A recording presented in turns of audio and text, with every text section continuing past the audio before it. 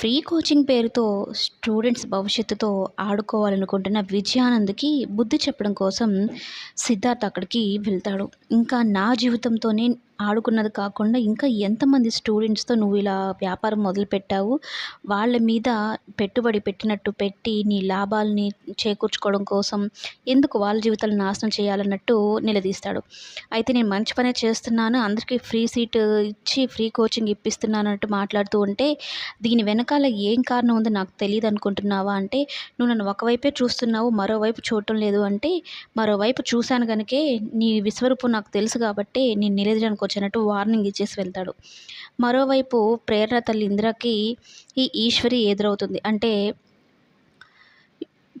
ఘన వాళ్ళ అమ్మ ఎదురవుతుంది.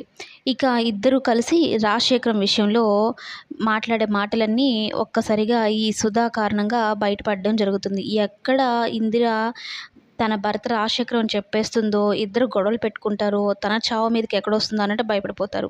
అయితే అసలు విషయం తెలుసుకుంటుంది ఇందిర. ఈ రాజశేఖరం మొదటి భార్య ఆవిడే అన్నట్టు తెలుసుకుంటుంది. కారు వెనకాలనే ఫాలో అవ్వాలనుకుంటుంది. మరోవైపు ఈ ఘన ఎంత పెద్ద ప్లాన్ వేస్తాడంటే, ప్రేరణ ఇన్‌స్టిట్యూట్‌కి వెళ్ళింది కదా! అక్కడ ప్రేరణ గురించి స్టేజ్ మీద అందరికీ చెప్పి, తండ్రి లేని అమ్మాయి, తండ్రి ఎవరో కూడా తెలీదు. అలాంటి అమ్మాయికి మీరు కోచింగ్ ఇప్పిస్తున్నారు అంటే మీ పేరు, కీర్తి ఇంకా పెరుగుతాయి. ఆ అమ్మాయి గురించి చెప్పండి. చూడండి, తల్లిదండ్రి లేకుండా అంటే తల్లున్నా తండ్రి ఎవరో తెలియని ఈ అమ్మాయి ప్రిలిమ్స్ సాధించి ఇప్పుడు మెయిన్స్‌కి కోచింగ్ తీసుకోబోతుంది మా ఇన్‌స్టిట్యూట్ నుంచి అని చెప్పడం అయితే స్టేజ్ మీద జరుగుతుంది. అది కూడా మినిస్టర్ ద్వారా చెప్పించడం జరుగుతుందనమాట. అక్కడ ప్రేరణ గురించి అందరికీ తెలిస్తే తన పరువు పోతుంది. తనను అవమానించాలన్నట్టు ఘన ఈ ప్లాన్ వేస్తాడు. మరి ఈ ప్లాన్ నుంచి ప్రేరణ తప్పించుకుంటుందా లేదా అనేది కమింగ్ ఎపిసోడ్స్‌లో చూద్దాం.